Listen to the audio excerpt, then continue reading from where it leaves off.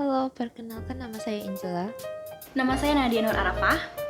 Dan nama saya Vira. Kami dari kelas 1 MNMF. Video ini kami buat untuk memenuhi persyaratan ujian tengah semester mata kuliah manajemen pemasaran berkelanjutan, perilaku konsumen, dan pengantar manajemen dan bisnis. Pada video ini kami akan menganalisa tentang UMKM Fungfung. Fungfung merupakan UMKM yang bergerak di bidang kuliner. Nah, di sini Fungfung telah memiliki 2 cabang. Cabang utama terletak pada Jalan MT Haryono, kilometer 4 Tanjung Pinang, dan cabang yang kedua terletak pada Jalan DI Panjaitan, kilometer 9 Tanjung Pinang. Hingga sekarang, Fungfung telah berdiri selama 25 tahun. Produk yang dijual oleh Fungfung dibagi menjadi 3 menu utama, yaitu martabak manis, pempek, dan juga aneka minuman manis. Akibat COVID-19, target penjualan UMKM Fungfung menurun hampir sebanyak 25%, sehingga omset penjualan Fungfung berkisar pada 21 juta rupiah hingga 25 juta rupiah per bulan. Sekarang, langsung saja ke hasil analisa STDP terhadap UMKM Fungfung. Yang pertama adalah analisa segmentasi. Secara demografis, menu minuman Fungfung menargetkan kalangan anak muda yang suka akan tampilan menarik dan juga unik. Kemudian secara psikografis, produk Fungfung ditujukan untuk konsumen yang gemar makan makanan manis. Selanjutnya adalah analisa targeting. Fungfung menerapkan strategi differentiated marketing karena mereka membagi pasar menjadi 3 segmen, yaitu pecinta martabak manis, pecinta pempek, dan juga pecinta minuman manis. Dan yang terakhir adalah analisa positioning. Fungfung mengklaim bahwa martabak manis mereka identik dengan rasa khas Bangka Belitung, serta varian rasa dan topping yang lebih beragam. Di sini Fungfung membangun rasa kepercayaan konsumennya, dan dapat kita simpulkan bahwa konsumen Fungfung akan setia pada posisi pasar yang dinyatakan oleh Fungfung. Selanjutnya adalah hasil analisa POLC terhadap UMKM Fungfung. Yang pertama ada planning atau perencanaan. Perencanaan terhadap UMKM Fungfung adalah untuk meningkatkan target penjualan Fungfung yang menurun beberapa bulan ini karena pengaruh pandemi. Dengan peningkatan target penjualan, omset penjualan produk Fungfung diharapkan akan meningkat 30% dari total omset sebelumnya. Selanjutnya adalah organizing.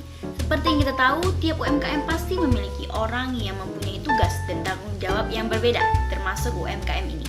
Fungfung mempunyai pemilik sekaligus kepala keuangan yang dipegang oleh Ibu Fungfung sendiri.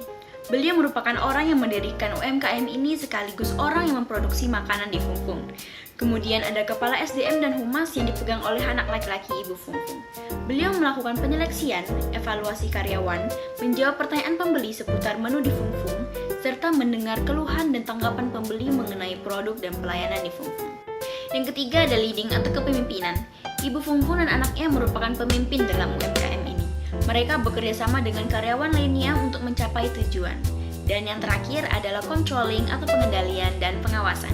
Ibu Fungfung dan anaknya melakukan manajemen controlling dengan mengawasi dan mengendalikan operasional usaha, kinerja karyawan, pemasaran, serta hubungan antara pembeli agar dapat berjalan dengan baik. Selain itu, mereka juga mengawasi kondisi keuangan, alat dan bahan yang digunakan, dan sosial media yang mereka gunakan. Selanjutnya, strategi pemasaran berkelanjutan yang dapat dilakukan oleh UMKM Fungfung.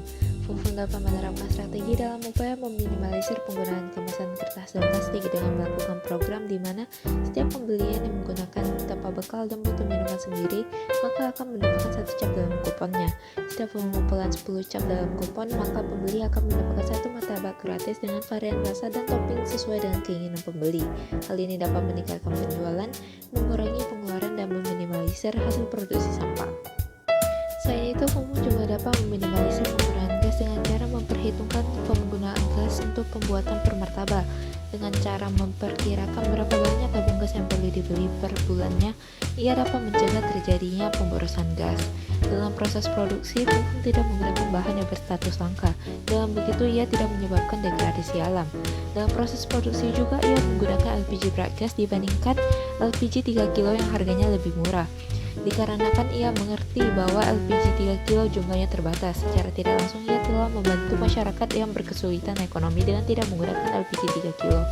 LPG bright gas juga merupakan LPG ramah lingkungan. Dengan begitu ia telah meminimalisir pengeluaran senyawa yang berbahaya bagi lingkungan dengan tidak menggunakan arang ataupun LPG lainnya yang dapat menyebabkan polusi udara. Sekian video analisa UMKM Fungfung dari kami. Apabila terdapat kesalahan, mohon dimaafkan. Semoga video ini dapat bermanfaat. Terima kasih telah menonton, sampai jumpa dan stay safe.